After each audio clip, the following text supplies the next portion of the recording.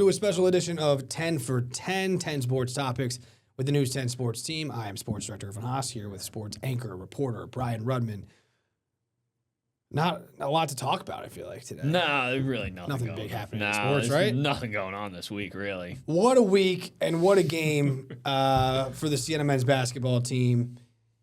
It's hard to even, pick a place to start. Obviously, we've been covering them very closely, after winning the MAC championship against Merrimack, their 7th MAC title, punching their ticket to the NCAA Tournament for the first time since 2010.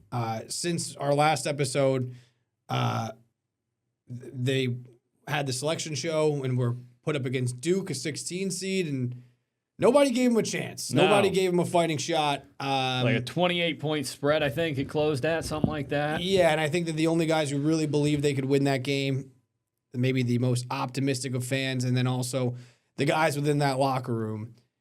And I'll tell you what, they turned our newsroom and fans across the country who haven't been able to watch this team, they turned them into believers because the Siena Saints.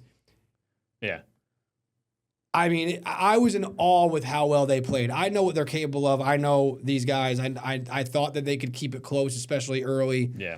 But the way that they came out and just took it to Duke, I mean, it was truly unbelievable. They had a 10-0 run. They was tied at 16. They had a 10-0 run that kind of sparked them to a double-digit lead. They took an 11-point lead into halftime. The largest lead for a 16 seed ever in an NCAA tournament game against a number 1 seed.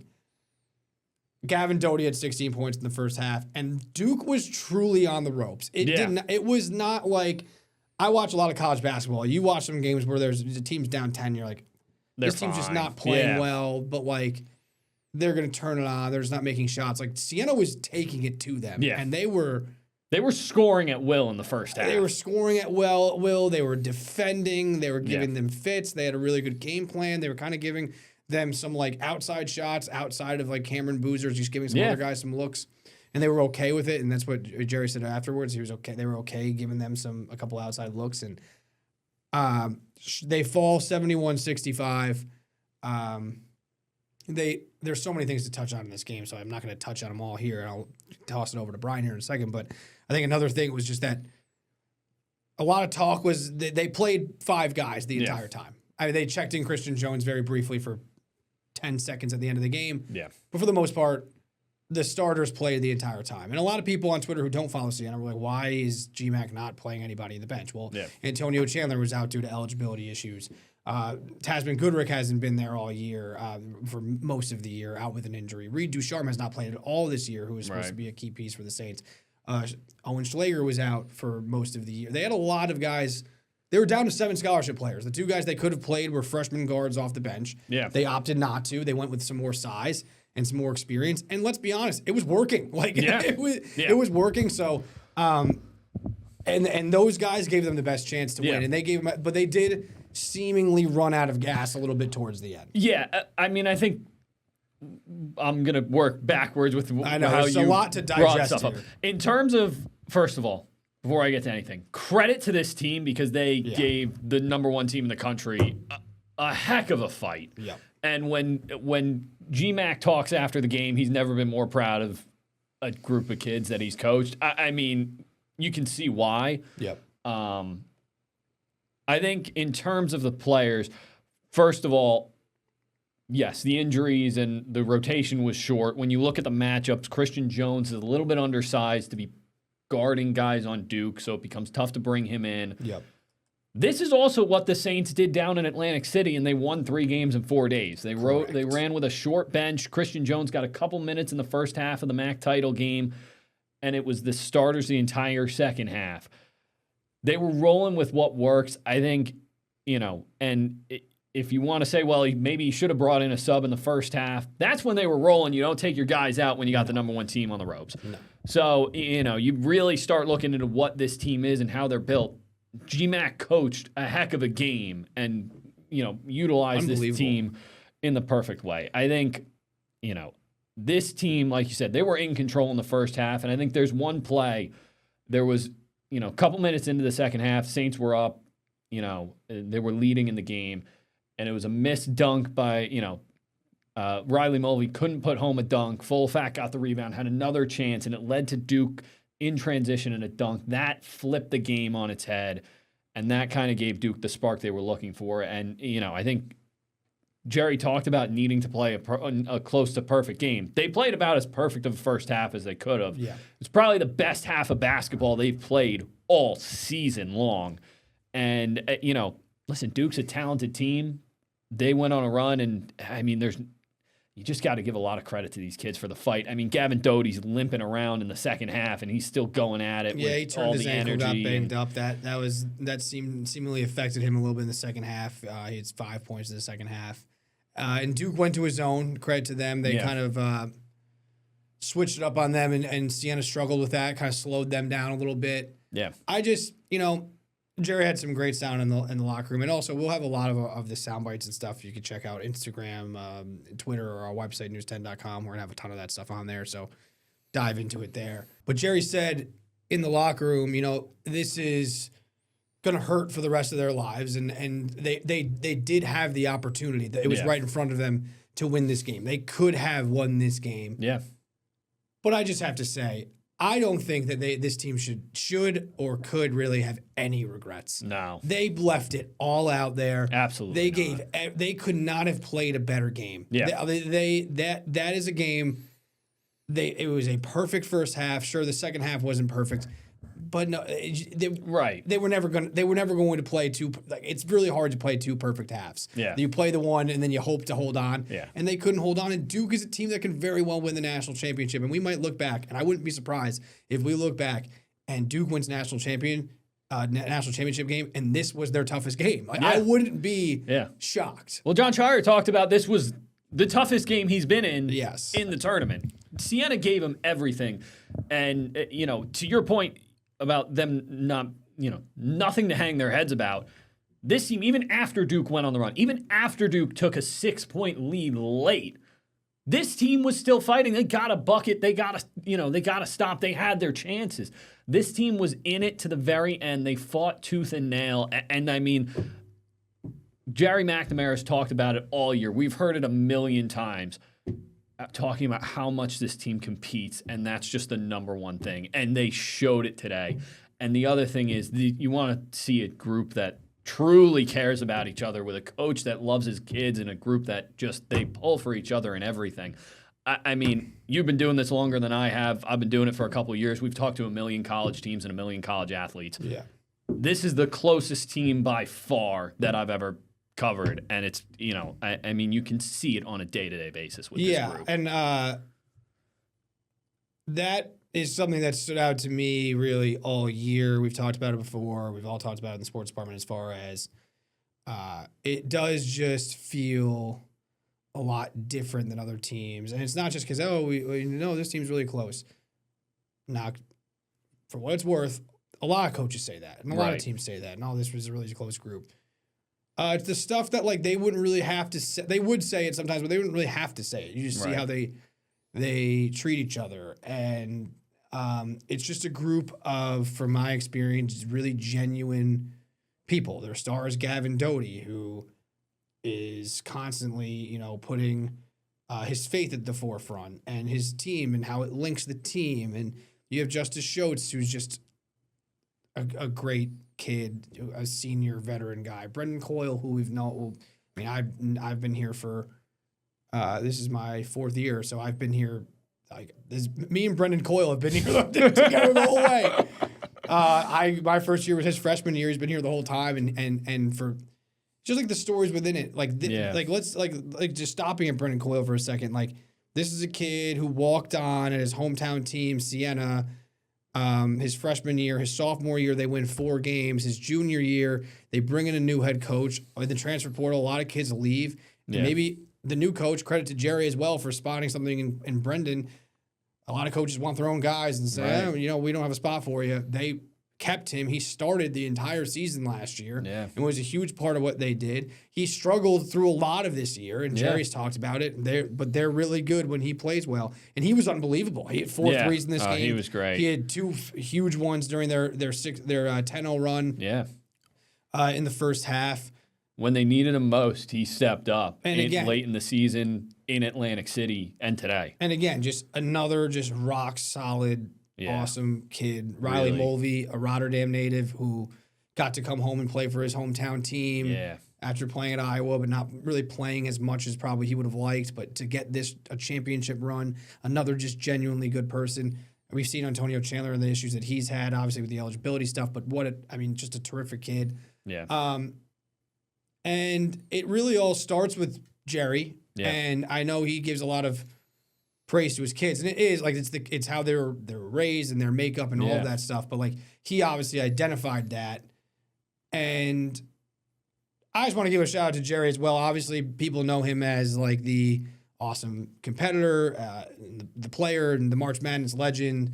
And then at Syracuse, and now he comes to Siena. That's how most people know him. But just from like getting to spend time with him over the 2 years, and I'm not saying that we've like just from covering them at availabilities or spent like at events and games and stuff like that. Yeah. Just as genuine, really, as a person as you could get, as far as like he's the same person on camera, he's the same person off camera. Yeah. He is who he is. He's just a very relaxed guy, a very nice guy. He's always been great with us, the media, and that genuineness just it shows in how much he truly cares about his guys. Yeah.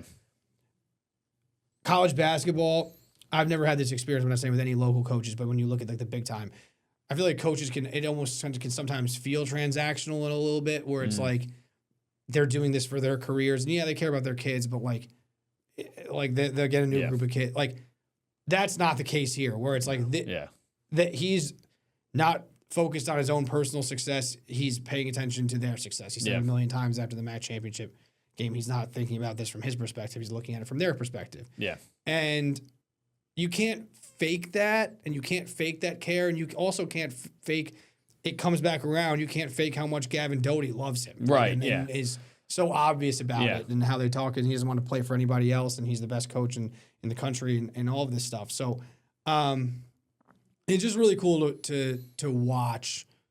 And again, we're not there every single day like these guys are, but to be able to be around them, it's very obvious without even being there every day. Yeah, and I mean, I know you talked about it last week on last week's episode, the MAC championship, but just being there for that celebration down in Atlantic City, I mean, the genuine joy in some of those moments where Jerry's giving his kids a hug, or, his coaches, his assistant coaches, and just seeing the genuine care and the way that he talks about it. I think the thing that stuck with me was when Jerry talked about, he wanted the MAC championship so his players could experience that feeling of winning. He wasn't concerned about getting to the NCAA tournament for the first time as a head coach for him, for his career and what it means to him. He wanted his players to go through that. I think that's the best.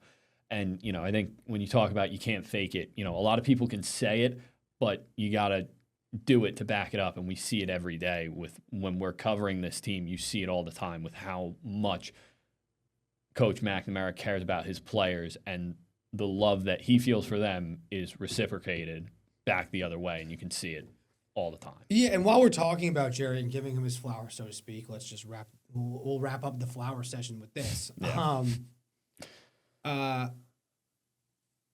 We don't know what Jerry's future is right now. And this is also airing at probably 3 p.m. Friday, or you might be watching this Friday night. So maybe we do it this morning. We're recording this Thursday night. At the time of recording at 12:24 a.m., we do not know what Jerry McNamara's future is, whether it's with the Saints, whether it's with Syracuse, whether it's with another team. We obviously cover the team, and we're just more so focused on that and not really giving as much of our opinions on our day-to-day, but this is the chance for us to give them, so I will. And I saw a lot of, before this game especially, in the last couple of weeks, I know the Syracuse fan base is beat up right now. Yeah. They got turned down, apparently, by Hodgson, reportedly. Obviously, shirts didn't work out for St. Louis. And a lot of people want to go outside the Boeheim tree, which, if that's your opinion, that's fine. Yeah. But there's been a lot of stuff about Jerry, about, whether he's ready for the big-time job, and, we're just going to go get, Jerry just to keep it within the family, and he's not ready for this, and blah, blah, blah, blah, blah, blah, blah, blah, blah, blah, blah. And I would just say any program, in my opinion, that gets Jerry McNamara or has Jerry McNamara as their head coach is lucky to have him. Yeah. And Syracuse would be lucky to have him. Yeah. And I know these people, again, don't get to see it up front. But you talk about like things that Adrian Autry wasn't, and the way he can connect guys and connect people. Yeah. Take the X's and O's out of it. They both know basketball. So does Adrian Autry. Like, in terms of being a leader and getting guys to buy in. Yeah. He's incredible at it. And they would be lucky to have him there. Yeah. And with his ties to the area and his reputation there, I know they don't have potentially all the resources that, a lot of these big schools have. Well, he'd make up for a lot of that. Yeah. And, he got Gavin Doty to stay at Siena when he could have left and gone somewhere else. He got Francis Folafak, a kid who's probably going to be, if he's not at Siena, he'll be playing big-time basketball. I can tell you that, because the kid is a dog. Yeah. And got Justice Schultz and put together this thing in 2 years. And I know he hasn't had a lot of experience. Well, you know what? Look on the other side. John Shire, he was an assistant coach and just became a head coach at Duke. There's no reason why he has experience. And now a lot of people are starting to turn around who are negative because they see what he did today. And yes, what he did in this game, coaching this team to keep it close with Duke, is incredible. And that speaks for itself. If they lost by 30, I'd say the same thing. Right. Yeah. Oh, yeah. I agree. We've seen what he's built. We know the person that he is. Yeah. And it frustrates me seeing it a little bit, because I'm just like, you got, like, I'll speak for Siena fans, and I'll also speak for someone who likes covering the team. We're not necessarily fans of the team, but we like covering good teams. Yes. And we like covering good people. Yes. And I hope, if you don't want him, fine. We would be very, very happy to have Jerry McNamara here at Siena to be able to cover him, and Siena fans would be more than happy to continue to root for Jerry McNamara. And the fact that anybody would turn their nose, especially, to be honest, Syracuse, with how you guys have performed, with how they've performed. Yeah. Like, who else better than Jerry McNamara are you going to get? Absolutely. I think who is who's this great outside hire that you're going to get that's better than Jerry McNamara? Because I don't think there is one. And if they pass on him, I think they would be foolish to do so. Yeah, I agree with you. Any team would be lucky to have McNamara leading their program. I think he's proven in 2 years he can get guys to buy in, and he talks all the time about you have to have the right kids to do that, to build that culture. He's the one that brings them in, right? I think he's proven that in 2 years he can bring in the right guys to build that culture. I mean, he outcoached the head coach of Duke today. Yeah. Like that, and John straight Shire up. said that. He said, John Shire said, he outcoached me. That's I not was like outcoached by Jerry McNamara. That's not me like stating my opinion. That's me echoing what Shire said. Coach. Yeah. And again, he's outcoached by him. But this is again, and I said we're going to wrap up the flower session, but he deserves it. Yeah. And the team deserves it. Yes, absolutely. And I'll go through the players too, because he would want me to talk about the players. Yes. But which we have, but a little bit more. Someone told him that Shire said that, and what did he do? He said, it's the kids that just got up and walked out of the room. That's why. It's my assistants. He gave everyone else the credit. Yeah. And he said, other teams have come up with game plans for Duke, and they were able to bust right through those. It's these players. Yeah. And he's right, but it is also him and his assistants too. Yeah. Shout out to their staff. Their staff has been incredible. They were incredible against Merrimack. Shout out Ben Lee, Union College graduate. Yeah. Came up with a great plan in the Merrimack game. He had this scout as well, and boy, did he do a fantastic job. So shout out to Ben Lee as well. But he immediately turns that praise back to the players. Yeah. And that's the kind of guy he is, and that's the kind of program that he runs, and that's why he gets the buy-in that he gets, and that's why he's gotten the results that he's gotten. Yeah. And that's why Syracuse should want him, and that's why Siena does want him. And I'll say this, and this will be the last point on Jerry, and we can talk maybe a little bit about some individual players before we move on, but if he leaves Siena, a lot of times when people leave in certain sports, there's grudges, and, how could you leave? The Siena fans will stand and applaud. Yeah. And they will say, absolutely. thank you for what you did for our program and putting us back on the map. And yes, they'll be disappointed. Don't get me wrong. Right. They want to keep him. But you could not have asked for this guy to do any more. And obviously, they see it. All fans want more. They want him to come back, and they want to do this whole thing again. And hopefully they do. Yeah. But there's going to be no love lost. He will be just like Fran McCaffrey, still beloved here. He did a lot. He's here for a lot longer and won 3 in a row and did a lot here. He'll be the same way. He'll come back if he ever comes back with Syracuse, and he will get a standing ovation from the Siena faithful. So let's talk about the players, though, quickly here, because I want to give some of these guys their shine. We touched on a little bit. We touched on Coyle and we touched on Mulvey. So we talked about the 2 local guys. Yeah. Although I will say with Riley Mulvey as well, this is a guy who, you want to talk about the Antonio Chandler thing with him missing the last couple of games. He stepped up. He slid into the lineup. He was the reason that they won the MAC championship as far as getting them over the top with his defense and his inside presence. Yeah. And he was phenomenal again today. So, yeah.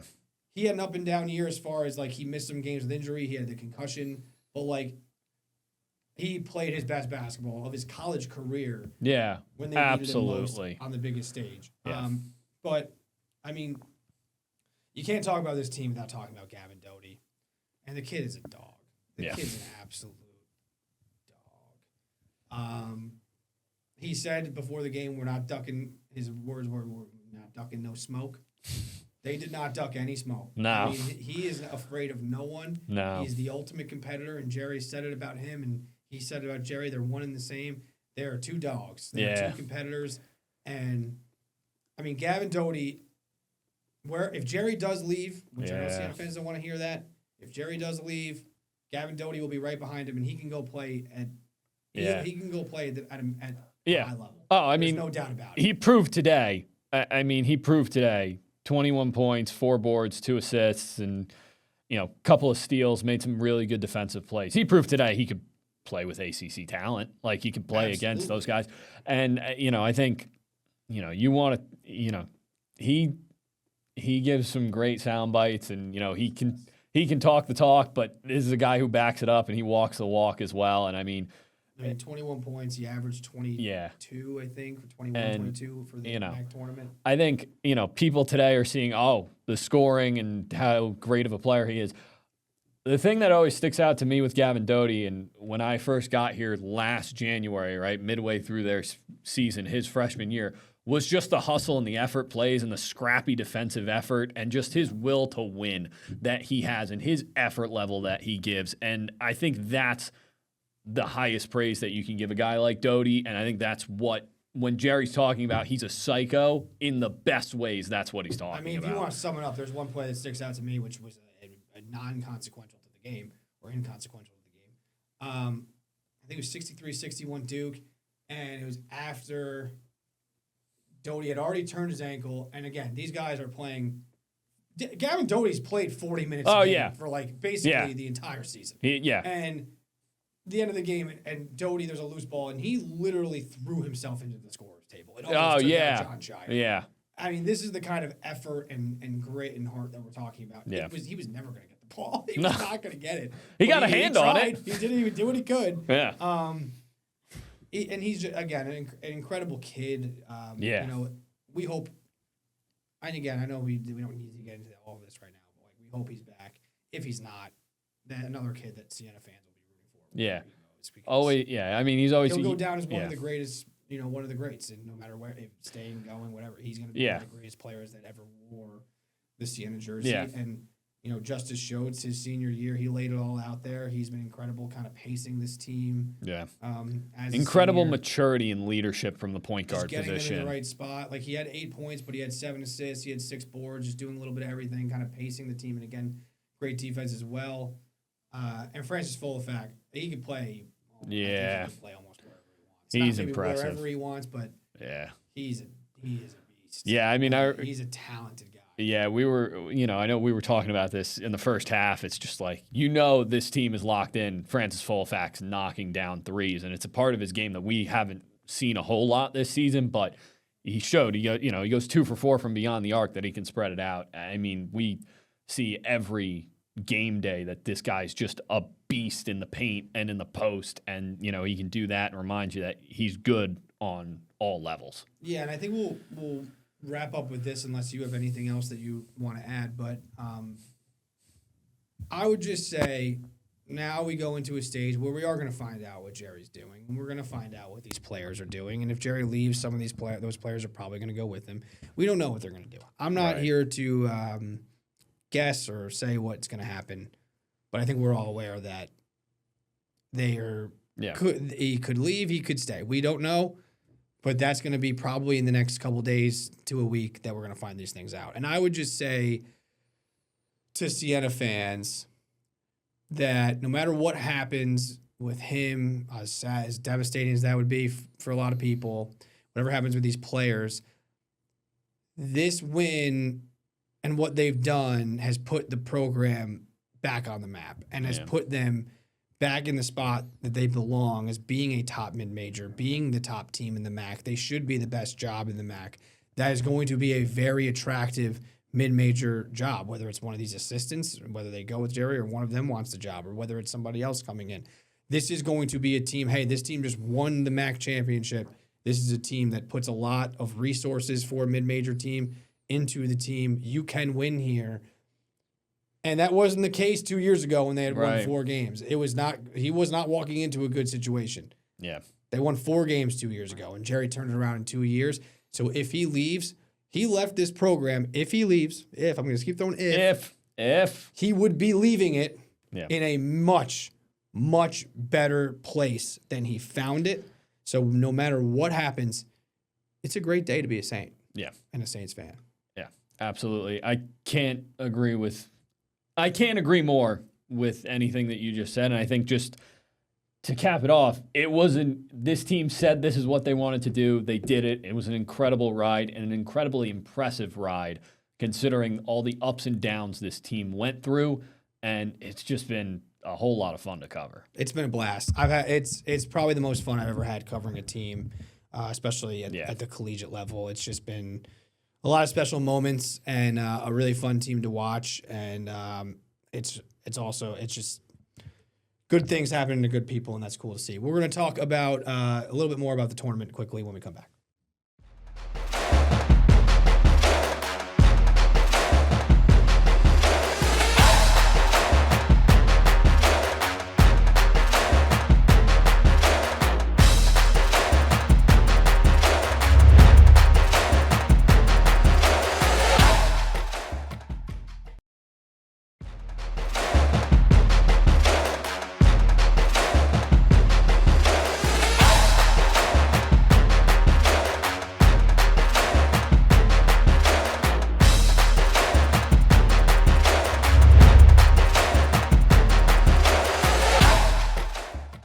All right, welcome back to 10 for 10. Obviously, we did a lot on the Siena Saints there, as rightfully so. Yeah, absolutely. Played. Worthy of it.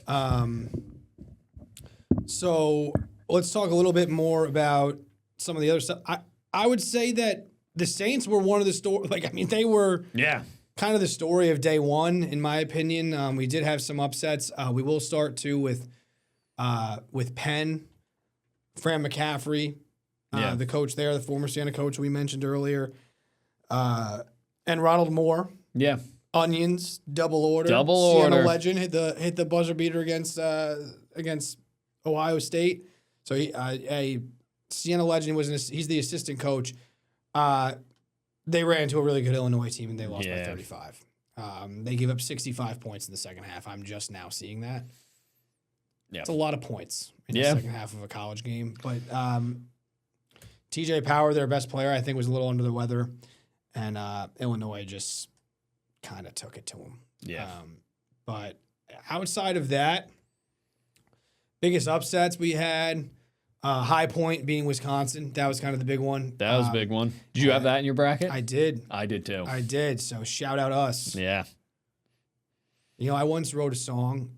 Yeah. And this is not at you because we're doing a show here, but I once wrote a song. It's on YouTube. You could probably find it out there, people, called, I think it was called We Don't Care About Your Bracket.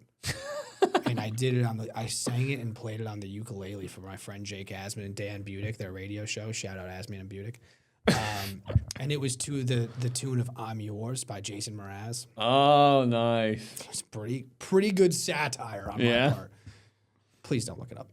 I kind of want you to do a little acapella version of it now. I'm not going to say No, it right okay. now. Maybe we'll insert it into this episode. I'm just going to tell you that. I'm not actually going to do that. Okay. I'll look it up. It'll be on Twitter by the end of the night. So we had VCU beating North Carolina, which was a crazy overtime game. That was a really good game. One of the best games of the day as well. Yeah.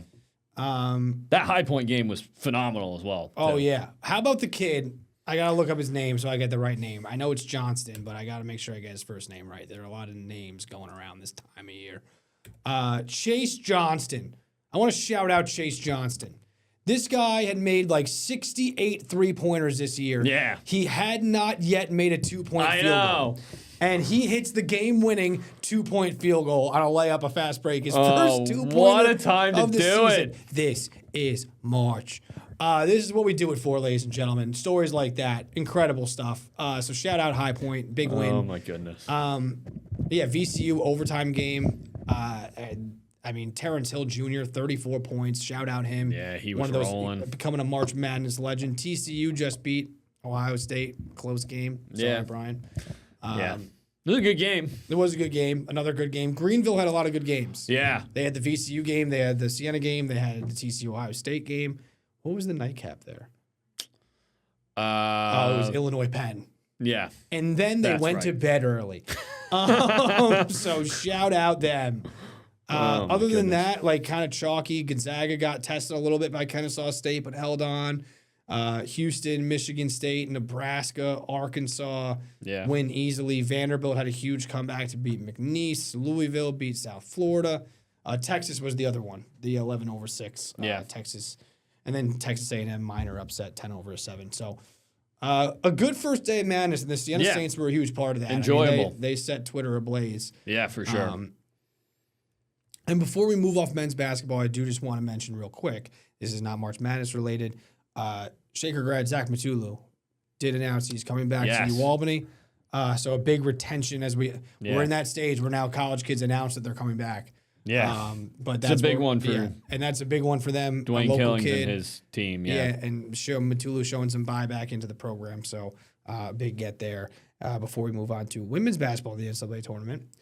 And Fairfield. Talked a little bit about it last week, but Jillian Herder able to guide this Fairfield team, the Shengrad, sister of Kevin Herder and the Herder family, and a huge basketball family. Yeah. She was the tournament MVP in the MAC, won the MAC championship with Fairfield. They're third in a row, second in a row with her on the team. They drew an 11 seed. They play the 6th seed, Notre Dame, on Saturday at 2:00. So we'll have our eyes on that one as well. Always nice to see. Always cool to have product in the tournament. Absolutely. So we're gonna keep our eyes on that. This is a good Fairfield team too. We see them in the MAC. This is a team that I was surprised that they got an 11 seed because they were ranked top 25 this year. So. We see them in the MAC when they play Siena. They're a good team. Yeah, that's an upset that you want to pick on the women's side. Points wise in Vegas, they're up to 9.5 point underdogs, but that's gonna they can get hot and they're a really sharp team. We are going to take another quick break. We're going to wrap up the Union hockey season when we come back.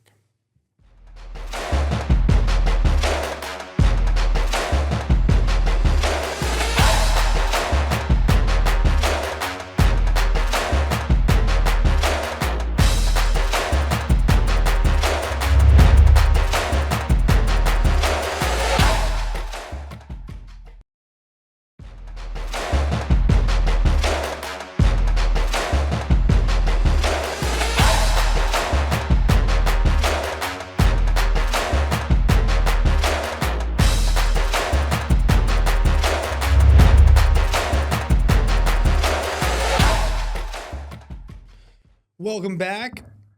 We are going to wrap things up here on 10 for 10. Not wrapping up 10 for 10. We still have more to go. Oh, yeah. Wrapping things up for the Union men's hockey team. And a disappointing end of the season. There's really no other way to put it. They were really hot going into the playoffs. I think after their win against Brown in the first round, which they won 9-0, they had won 7 of 8. Yeah.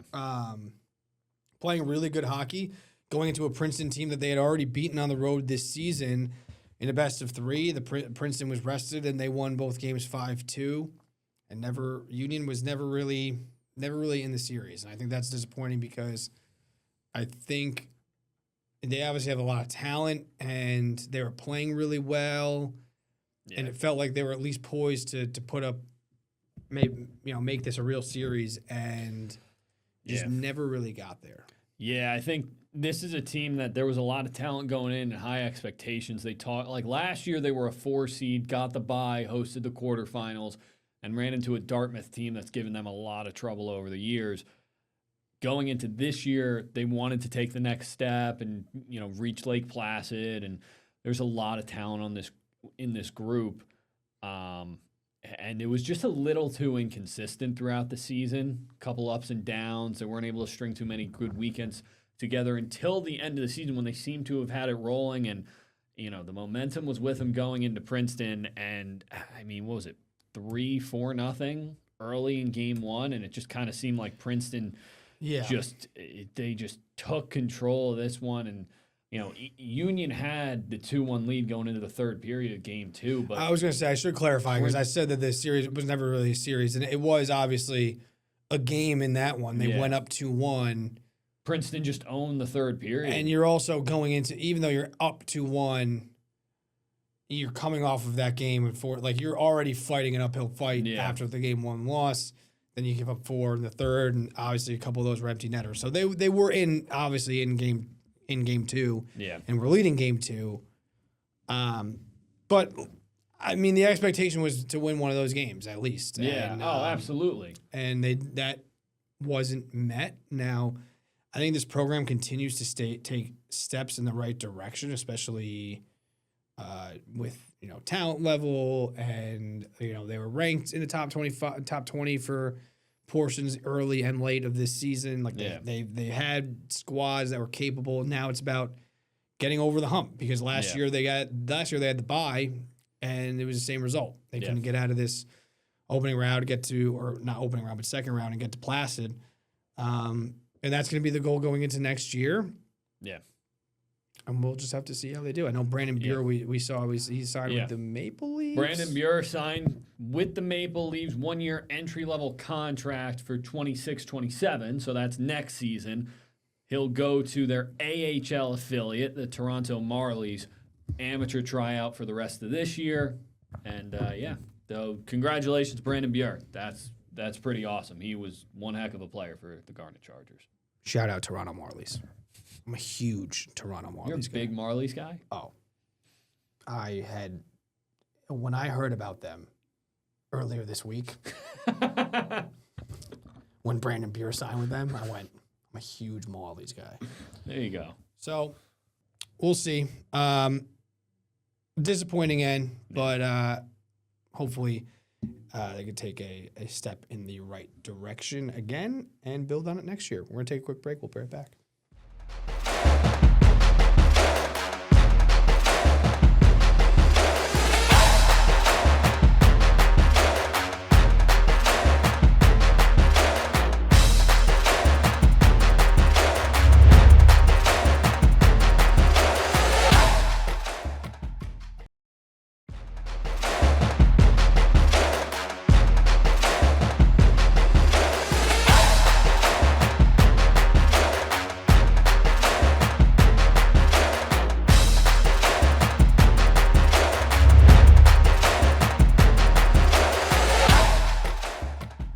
All right, welcome back to 10 for 10.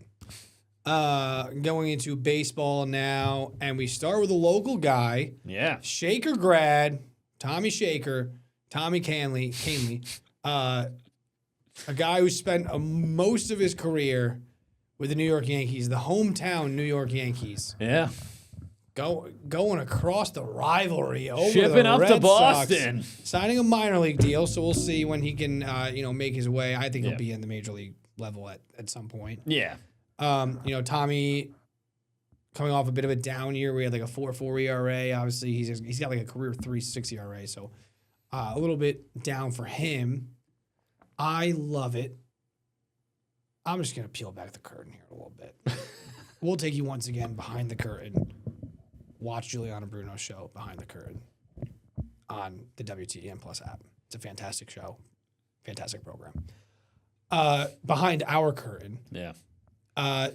Tommy Valentine, huge Yankee fan, huge Tommy Kahnle guy because he's a Yankee, and also Tommy has Kahnle, not Valentine, has been great with us and has done stories with us. And I've always sent Tommy to do them because he's the Yankee fan, and he's enjoyed doing those stories in the past. So. He's a huge Yankee guy. And obviously now Tommy Kahnle going over to the Red Sox hurts Tommy a little bit. I occasionally like to maybe needle Tommy about sports. And Really? You? That's a whole other episode. We've already talked about me and Tommy doing 10 for 10 of our sports debates. Yeah. Or just debates of life. Like he thinks Anchorman 2 is funnier than Anchorman. Let's not get into that right now. That's ridiculous. We could be here for another hour. Ridiculous with that statement, one. and don't get me going. He's not even here, and I'm getting worked up. Say, don't get me going. You're just getting yourself going. Yes, I'm getting myself going. And I love Tommy. I really do. Yeah. It comes from. It wouldn't be fun to needle him if I didn't love him. Yeah. But it is fun to needle him about Tommy Kahnle being on the Red Sox. That my smile lit up when I saw that, and I immediately went to the text message group, and I was like, "Here we go." And he was like, he knew it was coming, I think, and. So I hope he does phenomenal. Right. But I think it's a nice move for the Red Sox. I think that he's obviously a guy who's capable of pitching really well in big spots, and you need as many arms as you can get. And I think he'll be on the major. My prediction was he'll be on the major league team within the first 2 to 3 weeks of the season. Yeah, I think it'll be relatively soon. Even though he was a free agent for a while, he did pitch with Team Israel in the WBC, so he should be relatively ramped up. Yep. So I have to imagine he'll be with the team sometime in April. I like the move because it never hurts to have veteran relief pitching, guys who have been in those big moments. And just pitching in general, it's the way of the world. Somebody's going to get injured. You're going to need depth, especially in the bullpen. So to add a guy with experience who's had success in this division in the AL East, which has typically been a pretty strong division in terms of batting, is a very good thing. Yeah, and you could never have enough arms, especially tested, proven arms, and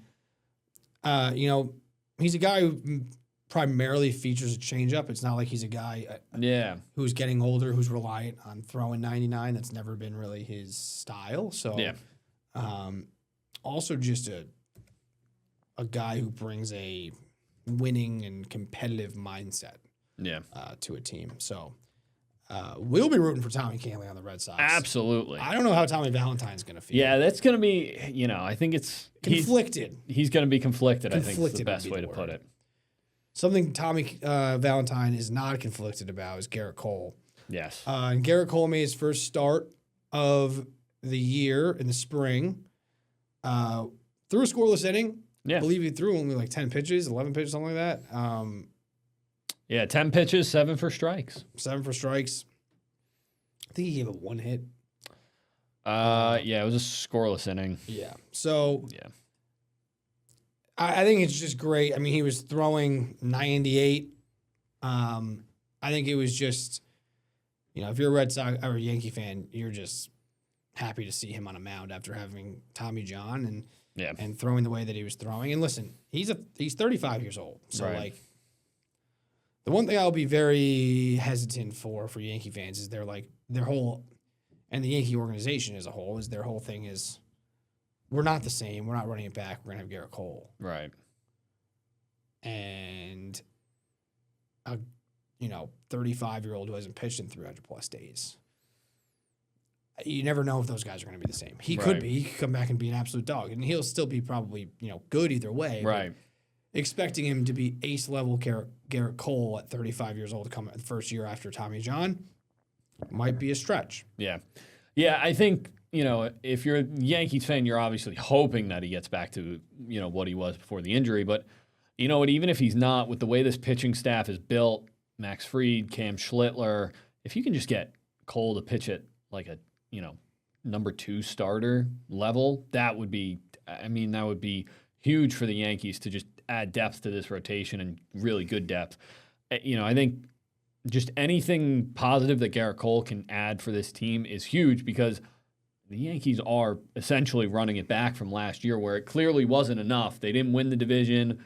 They got through the wild card round with a huge performance from Cam Schlittler and then fell to the Blue Jays in the divisional series. It clearly wasn't enough. They're trying to run it back, and it seems like they want Garrett Cole to be the X factor. So, if you're a Yankee fan, you got to be hoping that he gets back to what he was. Yeah, and I agree with that as far as he doesn't need to be the Garrett Cole of old. The only thing is they're still projecting him to make his start in late May or June. So he's on track. He's at a good pace, but it's not like, you Right. shouldn't see him throwing and all of a sudden be like, oh my God, he's going to be pitching in April. Yeah.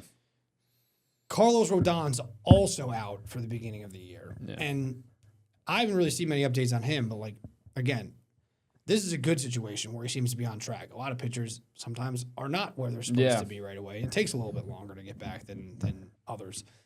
So the interesting thing is obviously they have Schlittler at the front end of that rotation, but they are going to be taxed a little bit more in the early going. So Absolutely. when they get back, they need starters to give innings. Yeah. Trust me, I've seen what it's like when starters don't give innings last year with the Mets.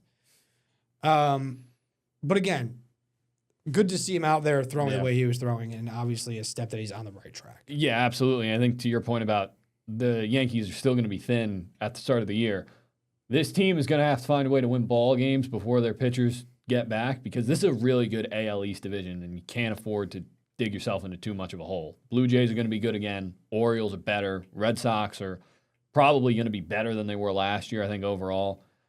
The Yankees really can't afford to get off to a slow start. They're going to need guys to not only eat innings, but pitch some good ones as well. Absolutely. Mets real quick, not really that much going on with the Mets as far as the spring is concerned. I would say the main thing to keep an eye on is the right field spot still. Carson Bench hit over 400 so far in the spring training. He's been unbelievable. I know the service time thing. If he comes up next month and he ends up winning Rookie of the Year, which he could, he's going to lose the service time anyway. So, you can't let a guy who's hitting 400 and then you're saying that you're giving every opportunity to make the team. You can't then not start him. Absolutely.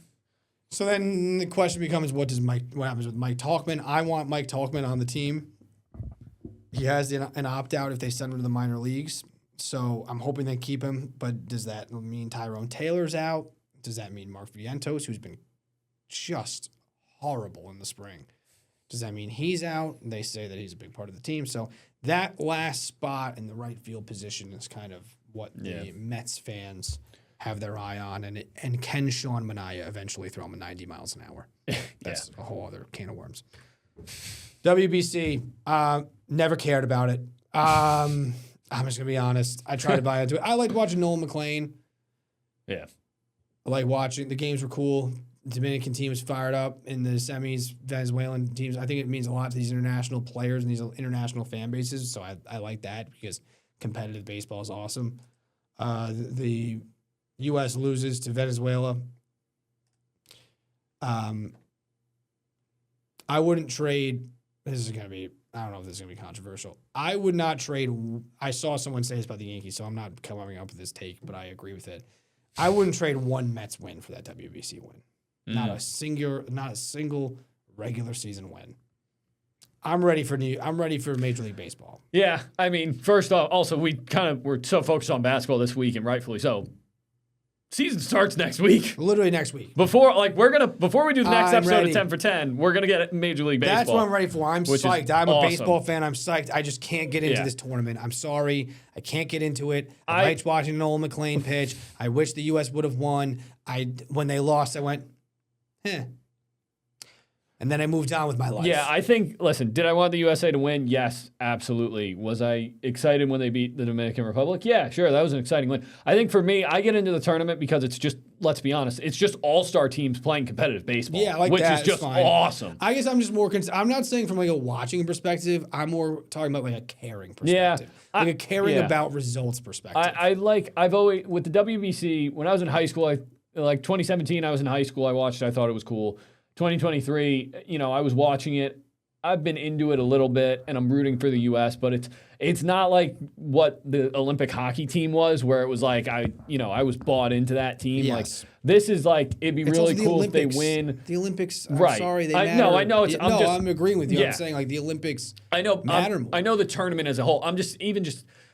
It's just, I think it would have been nice if the U.S. won. I think it was just really awesome. And for me as a Red Sox fan, it was cool to see Willie Abreu hit a home run in the championship game. Yes. And I guess what I'm saying about the Olympics and why that's an important part of what I'm saying is that, like, if this tournament was in the Olympics, I think that there might be more pride behind it, especially from an American perspective. I think that, at least international and different countries cared a lot. But yeah, to your point about Willie Abreu, if Juan Soto came up in the 9th inning and walked it off for the Dominican Republic, I would be pumped. Yeah. Why? Because I want Juan Soto playing well going into the season. No, it's true. I want him feeling good going into the season. Yeah. I wanted the Met. I was rooting for the Mets players, and I was rooting for the U.S. to win. I guess I would rather them win than lose. But like I would be much more interested in I wanted Nolan McClain to pitch well. I wanted Juan Soto to play well, and all of that. So, one more thing. Let's get these baseball players, MLB players, in the Olympic tournament in 2028. That would be awesome. Brian Rudman is going to start the campaign. We will be back very quickly with the NBA.